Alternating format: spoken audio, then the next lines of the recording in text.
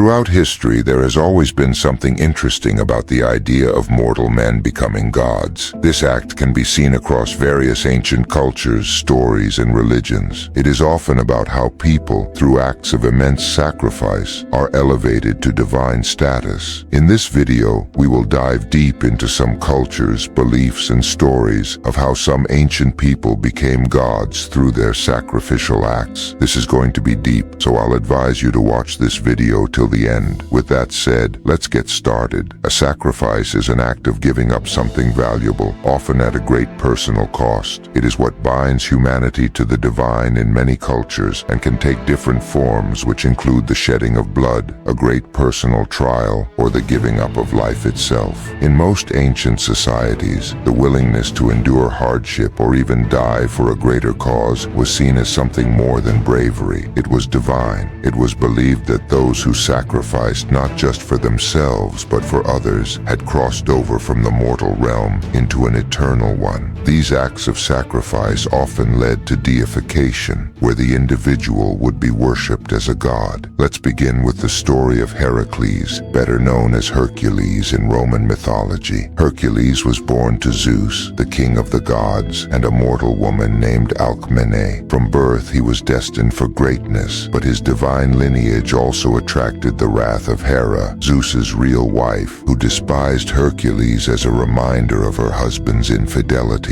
Hercules is known for his moments of sacrifice, where he bore immense suffering, especially through the 12 labor's tasks given to him as a way to atone for past sins. But his ultimate sacrifice came when he chose to end his life, rather than live in prolonged agony after being poisoned. The gods rewarded him for his suffering and sacrifice by granting him a place on Mount Olympus, making him immortal. Another interesting story is that of Prometheus, one of the titans in Greek mythology, known for his wisdom, defiance, and ultimate sacrifice for humanity. It was said that in the early days, humans were living in darkness, cold and helpless, without fire or the knowledge of civilization. Zeus, the king of the gods, kept fire from humanity, believing that they were not worthy of such a powerful tool. But Prometheus, having great love and sympathy for humans, decided to defy Zeus's command.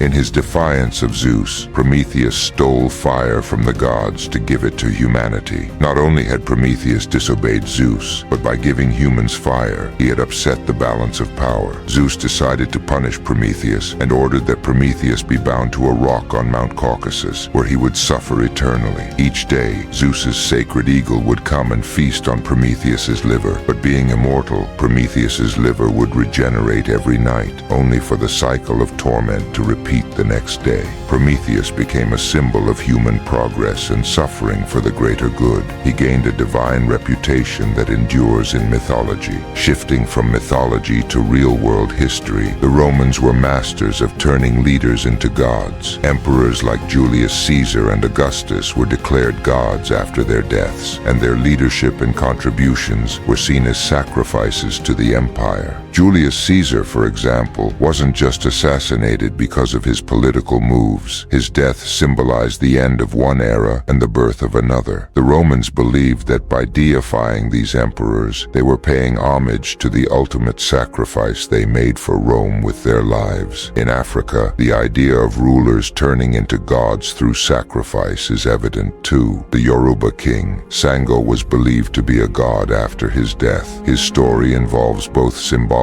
and real acts of sacrifice, where his leadership was seen as not just guiding his people, but offering himself for their greater good. However, in some cultures, men became gods by being used as human sacrifices to greater gods. The Mesoamerican cultures, like the Aztecs, believed that their rulers and warriors who gave their lives for the people, either in battle or as part of ritual sacrifices, had a direct line to the gods. In fact, it is said that the act of human human sacrifice in ancient Aztecs was so extreme that many outsiders were relieved to see the end of such extreme rituals. According to the Aztec belief, the act of human sacrifice was seen as sacred and a way to maintain balance in the universe. They believed that human blood was essential to appease their gods, particularly the sun god Huitzilopochtli, to ensure the survival of the world. The sacrifices were often performed by priests atop pyramids, where the victim's heart would be offered to the gods. In exchange, those who offered it were elevated to divine status. Interestingly, the theme of sacrifice is not limited to ancient or mythological figures. Self-sacrifice is a recurring concept in many religious traditions. In Hinduism, for instance, figures like Buddha and Bhagwan Mahavir reached divine status through acts of renunciation and self-denial. Their sacrifices weren't violent or bloody, but they were seen as powerful acts of giving up personal desires for the betterment of humanity. In renouncing worldly pleasures and devoting themselves to higher spiritual goals, they transcended their human forms and became revered as divine. A similar story can be told in Christianity, where Jesus Christ is perhaps the most well-known figure who became divine through sacrifice. His crucifixion, willingly accepted as a way to save humanity, stands as the ultimate act of self-sacrifice. In dying for the sins of others, he transcended the human condition and became both man and God. His followers believe that this sacrificial act paved the way for eternal life, making him a divine figure worshipped across the world. Then there are martyrs, particularly in early Christian history, who were revered not only for their faith, but for their willingness to die for it. Figures like Joan of Arc, though not officially declared a god, have been immortalized and given a kind of divine reverence for their sacrifices. Similarly, saints in various religious traditions